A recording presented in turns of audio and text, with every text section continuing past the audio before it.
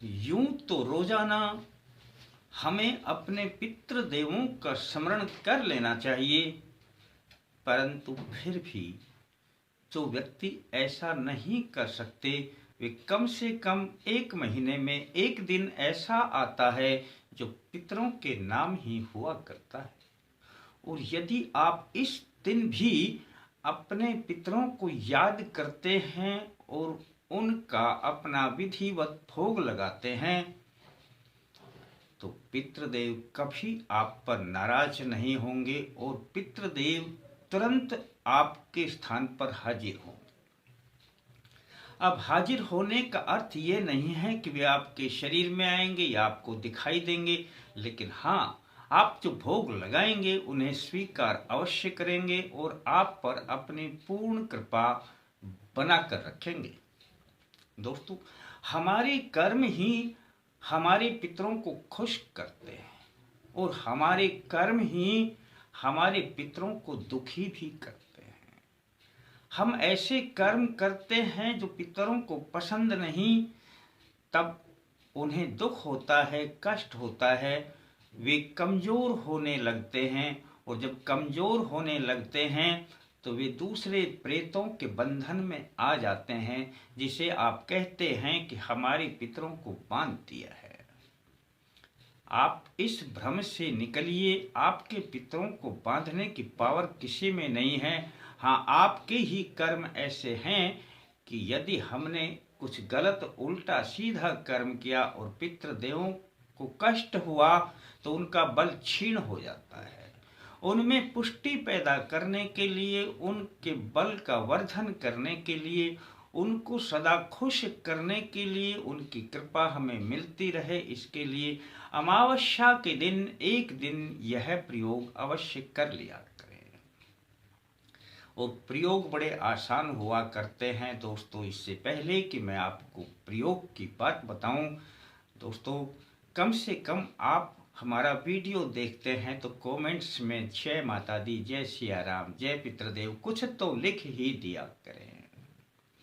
Video को like कर लिया करें।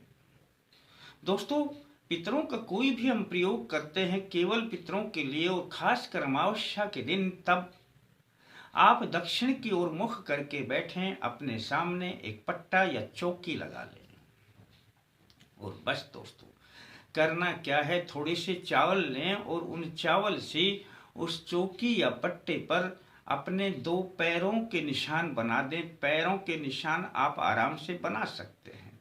नीचे पैर जो अपने सबसे नीचे का भाग होता है, उनमें क्या है, अपना पैर का निशान बनाया, 4 उंगलियां 1 अंगूठा, ये दोनों पास पास में बनाने हैं। 2 पैरों के निशान बना दें। इसका भी एक बहुत बड़ा कारण हुआ करता है। यहाँ पर यदि हम किसी एक पितृदेव की अपनी या किसी की भी फोटो लगाते हैं, तब हो सकता है कि दूसरे पितृदेव ये समझें कि इन्हीं का आवाहन किया जाता है।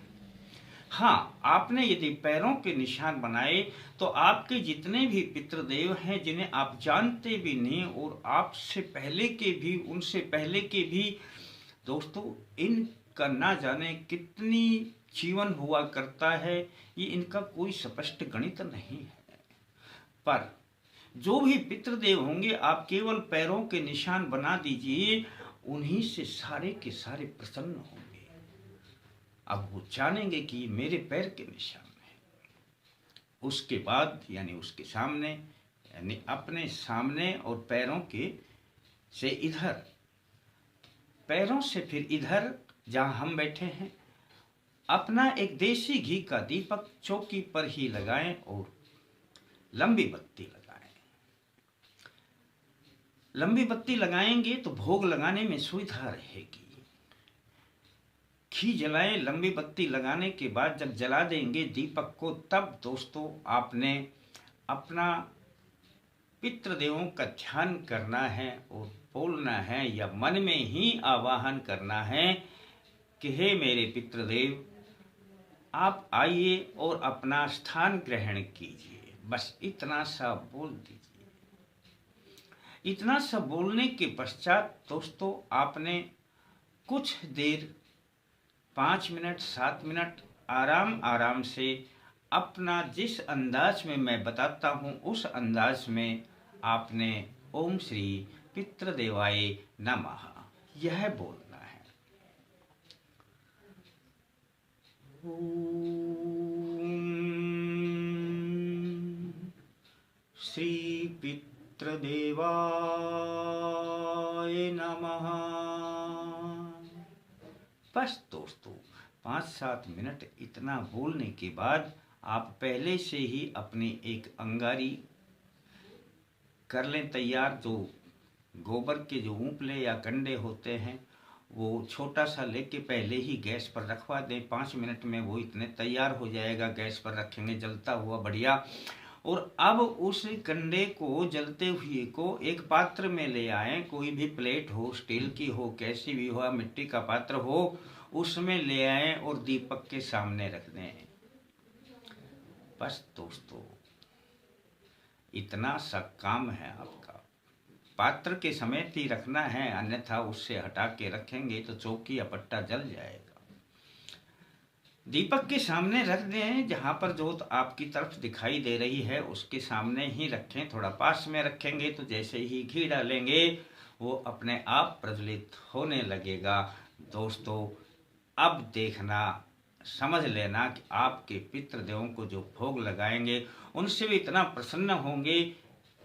आप जब प्रयोग करते हैं तो आपको भी आनंद आएगा। आपको अंदर ही अंदर महसूस होगा कि हाँ कोई पावर, कोई शक्ति अवश्य हमारे पास आ रही है। जैसे घी डालने के बाद अपने पास में क्या होना चाहिए, बस 3 पताशे और 6 लौंग। एक पताशे यानी बताशा होता है, पताशा ये बनता है सब जानते हैं। उसको थोड़ा सा ऊपर से तोड़ें और उसमें 2 लौंग डाल लें। उस पताशे को लौंग के सहित ही अपनी अंगारी पर रखें और थोड़ा घी डाल दें उसके ऊपर और बस ओम श्री पितृदेवाय नमः इतना सा बोल दें। दूसरा पताशा फिर लें, उसमें ऊपर से तोड़े थोड़ा 2 लौंग डालें और दूसरी बार फिर ऐसा ही बोल दें। घी डाल दें उसके ऊपर ओम श्री पितृदेवाय नमः और तीसरी बार फिर ऐसा ही कर लें। तीसरे बताशे पर फिर से घी डाल दें। अब थोड़ा थोड़ा घी और अच्छे प्रकार से डाल दें। भोग इतना अच्छा आएगा और पितृदेवों को यह इतना प्रसन्न करेगा कि आप सोच भी नहीं पाएंगे। दोस्तों उसके बाद बस आपने अपने पास में जो जल रखना है उस जल के छींटे लगा देने हैं। ओम श्री पितृदेवाय जलम समर्पयामि। जल के 3 बार छींटे लगा देना। एक बार छींटा लगाओगे अंगारी के पास में ही लगाना है तो ओम श्री पितृदेवाय जलम समर्पयामि। दूसरी बार फिर कर देना, तीसरी बार फिर कर देना। दोस्तों अब आप प्रणाम करना और अपने पितृदेवों से अपने जो दुख दर्द हैं, तकलीफ हैं या जो आप मांगते हैं, चाहते हैं, उसे आप पितृदेवों के सामने मांगना। दोस्तों एक अमावस्या को यह प्रयोग ऐसा करेंगे तो आप देखेंगे कि अगर कोई ऐसी दिक्कत हुई जो समय लेती है तो देर में पूरी हो जाएगी, अन्यथा कोई समस्या जल्दी ही हटने वाली है तो वो तुरंत हटेगी और आपको वो फल प्राप्त होगा। अब आपके इसको यहाँ पे छोड़ दें। बस इतना सा करने के बाद अगले दिन आप यहाँ से अपना चौकी हटाएंगे तो अब जो दीपक के नीचे, दीपक जब जलाते हैं तो उसके नीचे भी थोड़े चावल रख लिया करें। दीपक के नीचे जो दीपक को तो अपना एक तरफ रख देना, कोई अपना ये कई जब भी चाहे काम में ले सकते हैं, इसका कुछ नहीं बिगड़ता है। पर इसके ऊपर जो चावल हैं, जो पैर के निशान बनाए हैं और जो दीपक के नीचे चावल हैं, ये अगले दिन अपने जहाँ पक्षी आते हैं उन के स्थान पर डाल देना। और आपको स्थान का नहीं पता है तो किसी भी वृक्ष के नीचे डाल देना, बड़े वृक्ष के नीचे। दोस्तों ये छोटा सा प्रयोग है और यदि आप इसको अमावस्या के दिन करते हैं तो समझ लेना आप आपके सारे रास्ते अपने आप खुलने लग जाएंगे और पितृदेवों की आय की भरपूर कृपा, और पितृदेव तुरंत आपके जब आप आवाहन करेंगे तो तुरंत आएंगे और भोग को स्वीकार करेंगे, और भोग ही स्वीकार कर लिया तो काम अपने आप बनने लग जाएंगे। आसान सा प्रयोग हुआ करता है दोस्तों। अच्छा लगता है तो किसी को जरूर बताएं, और अच्छा लगता है तो अपना किसी को शेयर करें, जैसा भी आपको रुचिकर लगता है। दोस्तों, सब्सक्राइब जिसने नहीं किया है तो सब्सक्राइब कर लें। घंटी का बटन आता है तो घंटी को दबा के आल लिखा आएगा, आल को दबा देना। फिर मिलते हैं दोस्तों नए अंक के साथ, तब तक के लिए जय माता दी।